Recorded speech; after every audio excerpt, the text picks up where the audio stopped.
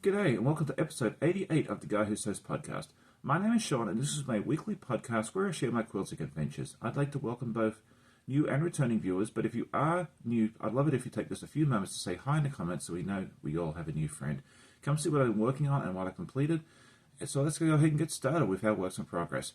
Most of the week was taken up finishing and finalizing my quilt for the state fair, which is now being delivered, but I did get some other stuff done. And the first one was the gnome, the March gnome, boy gnome from Cotton Cuts, which has been a fun little project, and it comes all pre-cut, so all you have to do is unpack it and sew, which I always love. You know, so easy, right? And so this is what I got done so far. It's all in Hoffman Boutiques, and it's a little under halfway done. So hopefully we'll get some more progress done on that soon, and I'll be able to show you the completed quilt top on that fairly soon. And then the other project that I got started cutting is the Mad Quilt Party, which is an Alice in Wonderland themed sew along by Art East, and we see a different block each month, and this is going to be block 1, which is Alice herself, and they had the option out to buy a Tula Pink themed kit, so well, fabric kit, and so I figured that'd be a lot of fun, so I got that. And if you haven't seen that unboxing video, go check that out. It's a lot of fun. But I just wanted to show you the fun swatch card. Oop, there we go. These will be all the fabrics that's going to be used in the entire project. So, I mean, how fun is that? But this is what I got cut out so far. And there's some super fun colours. I'm going to do it without trying to tip everything over.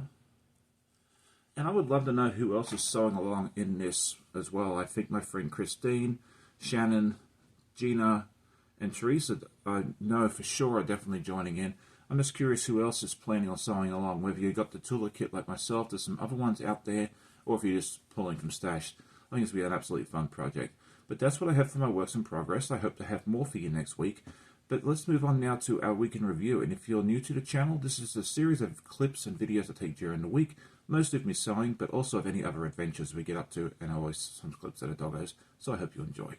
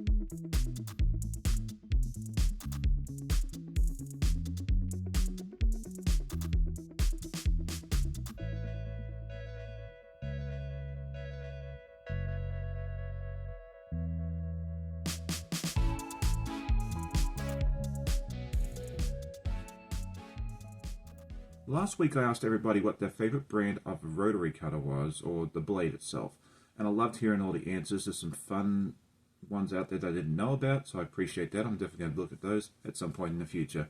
But this week I thought it'd be fun to ask, what is your focus project? I know I've been focusing on different projects recently, the State Fair quilt and Simon's quilt and that sort of thing there. And I wanted to know which ones you are focusing on. I know a lot of you work on several projects at once, like myself, but usually we're focused on one at a particular time. So which one is that for right now? So now it is time to talk about goals. And this weekend is a long weekend in the US and Canada. It's a Labor Day. If you're in Australia, you have to wait a month because yours is in October. But the goals for this week for me is I want to get the gnome finished. I'd like to get the fabric cut out for the Alice in Wonderland and get that assembled. Finish up a couple of time lapses for the Cotton Cuts projects, and let's see what else we can get done. Hopefully this long weekend I'll have a little bit more time to sew, so I can get some stuff caught up. Let me know what your goals are. It's time for my questions and answer section, and I want to do things just a little bit differently because I wanted to tell you more about the story behind the State Fair quilt, because it's a fun and interesting story, and it wasn't how I expected things to go. So last year I did a Battle of the Fabrics series, which if you haven't checked that out, go check it out. It's a wonderful playlist and it was a lot of fun. We're going to do another one later in the year, so keep an eye out for that. And as part of that, you guys got to choose which fabric was your favorite out of the 24, I think it was, that I showed you guys. And the winning fabric was this one, which is a super cool Aboriginal Australian fabric, and I just absolutely adore this thing, and I'm so glad this one won. Your pick, great. And a lot of people came to me afterwards and said, Sean, you really should make something like a quilt or something out of that winning fabric, because, you know, it was one of those yummy fabrics where I just was scared to use it. Actually, we made a pillowcase out of it or something like that. But anyway, that's a different story.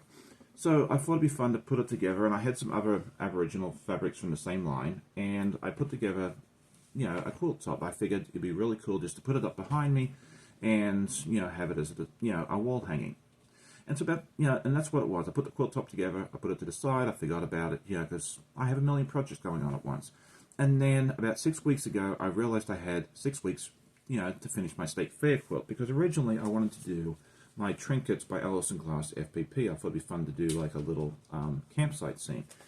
And, you know, there just wasn't enough time for that. So I found that quilt top, and I thought, you know what, let's make it work. So I, you know, put some backing on it, and I just figured, let's just quilt this thing to death and make it look really pretty. And it turned out so beautifully. I am so happy with it. You saw a lot of it last week, but now it has the binding on it. And by the time you see this video, it will actually be up at the state fair, ready for the evaluators, which is what I'm calling the judges, because I think it has a better ring to it. So, but what I want to let you know, guys, know is that if we get a ribbon, it won't be my ribbon. I consider it to be our ribbon, because it's because of you guys that this quilt even came into existence. You guys encouraged me to make something out of this beautiful fabric, and now it's going to be hanging up in the state fair hall in front of thousands of people, hopefully with a pretty ribbon attached. So thank you so much for that.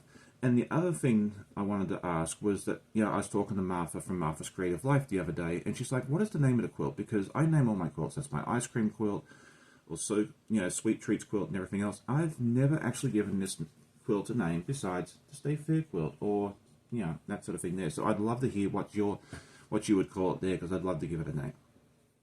And now it is time to show Happy Mail or Mail Call. And I should have showed this last week, but somehow I blanked and totally forgot. But when I went up to visit Becca, she was very gracious, and she wanted to give me a couple of different pieces of fabric to play with later on. And I thought that was so sweet and kind of her. So thank you, Becca, for that. So the first one is this wonderful batik. I mean, look how stunning this is. Flip it over just in case you get a better view on the other side. And it's like a decent amount, like a couple of yards at least. So I don't know if I'm going to do it that yet, but, you know, the perfect project will definitely come along. And then she also gave me this wonderful green fabric as well. So I think these will make great backing fabrics for a future project, and I think they'll be a lot of fun. And finally, she gave me a couple of these wonderful clips. She thought it'd be really good for me to use on my new 6-foot extension table, which I bought a 6-foot fold-up table to do my basting on, because I don't want to roll around on the floor. And a couple of people had suggested that I use clips, and she had some spare ones in her studio, so she sent them home with me. So I really, really appreciate that, Becca, for all the kindness that you gave to me. Thank you very much. And now it is time for a little section that I want to call News from Home. As my viewers may know that have been watching for a little while, we do host exchange students, and we've had a lovely young man named Simon who's been with us for about 2 weeks now from the Czech Republic. But you may have heard me talk a couple of times throughout the week, and if you're connected with us on Facebook, you may already know this news about us having the boys, and obviously Simon's only one. The reason behind that is we ended up getting a second exchange student this week. They reached out, you know, trying to replace the last few students, and there was a lovely young man from Italy, and he needed a bed and, you know, that sort of thing there. And we had the space, so we thought, why not have two? So he arrived on Thursday night. His name is Lorenzo. He's from Italy, and he's going to be staying with us for at least a little while, but possibly the entire year. We'll just see how things go. So this will be a lot of fun. I don't have any photos or anything to share yet, because I do want to get his permission to be on camera before I share that here on YouTube. So that is the reason you'll see double the fun on the title, and why he'll be talking about the boys. He's enjoying his time here so far. It's been a lot of fun. But a couple of people that have, you know, heard the news early were asking, am I making a quilt for Lorenzo? The answer is absolutely yes. I already have one in mind. It's going to be the Somber quilt, which is one I made last year, with a series of yellow and red and all that sort of thing there, and oranges. His favorite color is yellow, and I showed him this quilt yesterday, and he thought it was really fun. And is interested in learning how to quilt. How cool is that?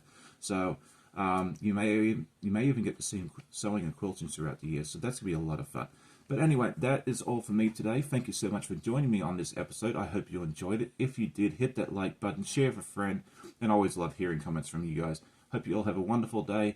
Happy sewing, and if you have a long weekend, try and get in that sewing room and get some stuff done. See you later, and we'll see you on the next video. Happy sewing. Bye.